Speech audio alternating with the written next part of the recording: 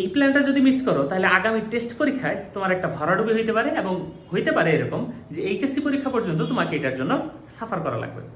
HSC 26-এ যারা আছো তোমাদেরকে একটা বুলেট প্রুফ প্ল্যান দিয়ে দিচ্ছি, যেটা দিয়ে তুমি টেস্টে তো অবশ্যই ভালো করবাই এবং এইচএসসিতে একদম রিল্যাক্স একটা প্রিপারেশন নিতে পারবা।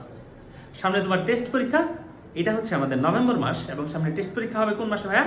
টেস্ট পরীক্ষা হতে পারে আমাদের জানুয়ারি মাসে।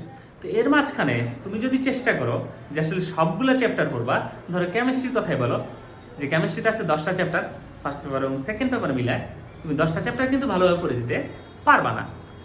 কারণ তুমি যদি এক পাশ থেকে পড়া শুরু করো তখন দেখা যাবে যে তোমার হয়তো প্রত্যেকটা চ্যাপ্টার পড়া হয়েছে কিন্তু পর্যাপ্ত সিকিউ প্র্যাকটিস হয় না, অথবা এমসিকিউ তুমি ভালোভাবে ওইভাবে বুঝে উঠতে পারো না।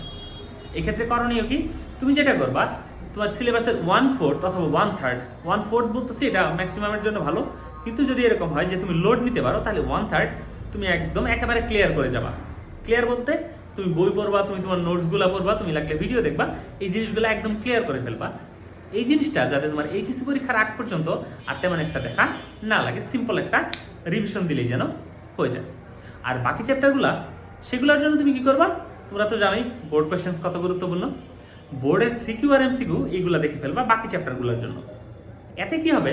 দেখা যাবে যে তোমার মার্ক মোটামুটি ভালো আসতেছে টেস্টে, এবং যেহেতু তুমি 1/3 শেষ করে রাখছো, তোমার টেস্টের পরে যে সময়টা থাকবে ওই সময়টাতে গিয়ে তোমার এক্সট্রা লোড কিন্তু পড়তেছে না, বা মাথার মধ্যে টেনশনটা কাজ করতেছে না। তো এই প্রেশারটা না থাকলে তুমি তো বুঝতেই পারতেছো যে তোমাদের রেজাল্ট কত সুন্দর হবে, একটা আউটস্ট্যান্ডিং পারফরমেন্স সিকিউর হবে। তো তুমি পড়ে যাও এভাবে, ইনশাল্লাহ তোমার টেস্টে ভালো হওয়ার পাশাপাশি এইচএসসিতে ম্যাসিভ একটা সাকসেস আসবে। সালামু আলাইকুম।